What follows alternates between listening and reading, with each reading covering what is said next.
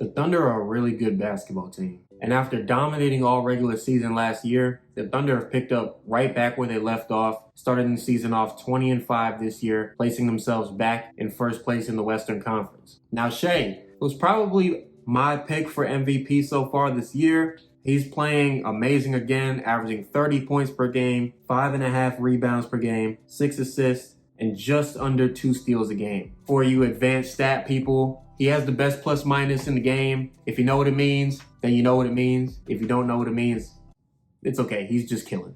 Now, J-Dub, Jalen Williams, only in his third year, but he seems real comfortable, and he's shown to have a very all-around game, and he's even more comfortable shooting the basketball this year, averaging 21 points per game, 6 rebounds, and 5 assists. When him and Shea get going together, they are a scary duo. He's shown that he can score at all 3 levels, and he's also shown that he can score both on the ball and off the ball. Getting that from your second best player, you can't ask for much more.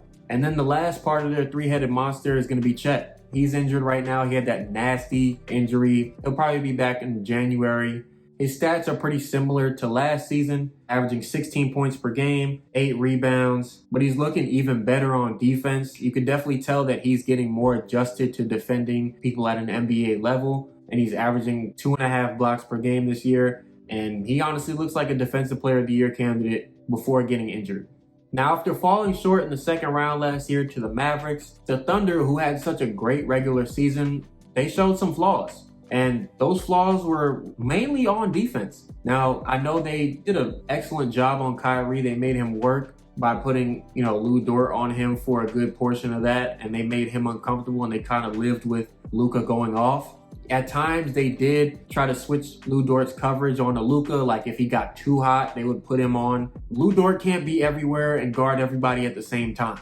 Because when they realized that against the Mavs in the playoffs, they tried to go zone to maybe give him some relief defensively, but that led to PJ Washington looking like prime Klay Thompson in the corner. I mean, he was making everything. Also, a knock on the Thunder was that they lacked depth at the center position. There were always questions about Chet before coming into the league if he was going to be able to guard elite centers because of his lack of weight. He's a skinny guy, but he's shown that he can hold his own against those guys. But what happens when he comes out the game, or what happens when he gets hurt, or what happens when he gets in foul trouble? And now you got Embiid, Giannis, Jokic, Cat posting up 6'9", Jalen Williams, not J-Dub, the other guy.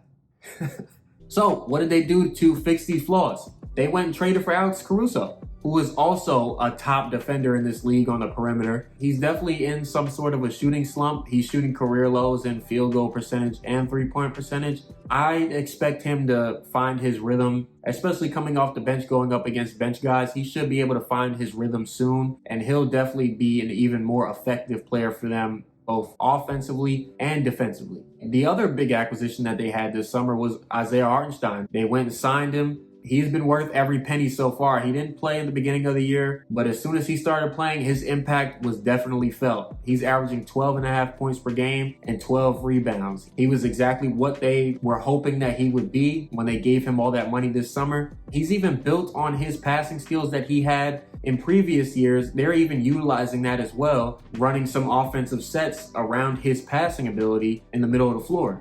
Now, I know on paper, these look like really good acquisitions for them, but what has it really done for them on a deeper level? Let me tell y'all. So last season, they were the 4th ranked defense in the league. This season, they are the number 1 ranked defense in the league. They are first in opponent points per game, opponent field goal percentage, opponent 3-point percentage, and they're first in steals. They are dominating the defensive end of the floor, and their defense is definitely a force to be reckoned with because they were pretty damn good last year, and everybody's shown that they're bought into playing defense. Adding 2 elite defensive guys and adding a guy that can also dominate the boards, that was exactly what they needed. All right, you still don't believe me that they're a really good defense? De'Aaron Fox, they held him to 14 points in 39 minutes. De'Aaron Fox, who is on a tear this year. Devin Booker, the man that scores 70 points in a game, can give you 40 on any given night. They held him to 12 points on 20% shooting from the field. This is Devin Booker, a professional bucket. And they played a guy like Jalen Green 3 times this season, and in all 3 matchups, he hasn't gone over 14 points. Even LeBron, yeah, LeBron is 39, but he's still LeBron, and he's still averaging over 20 a game. They held LeBron to 12 points in LA. Really, what more can you ask from your defense? And what's even more interesting, or maybe even dangerous to some, is that they haven't even had Chet and Hartenstein available at the same time. They talked a lot prior to the season about possibly running lineups with them both in at the same time. Can you imagine having Isaiah Hartenstein guard your best big, or guarding a guy like Joel Embiid, Jokic, and then having an elite shot blocker? He's very mobile as well at 7'2", 7'1" in Chet, coming in to help and averaging 2 to 3 blocks a game.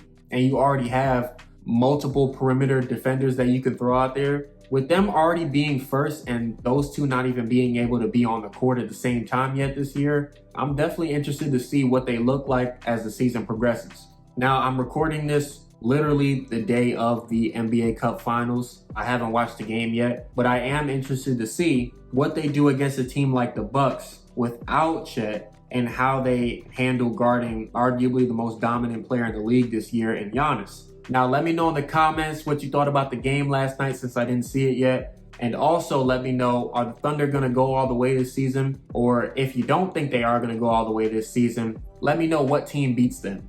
As always, pleasure talking to y'all. Subscribe to the channel, like this video for me, turn on my notifications. I'll catch y'all next video. Peace.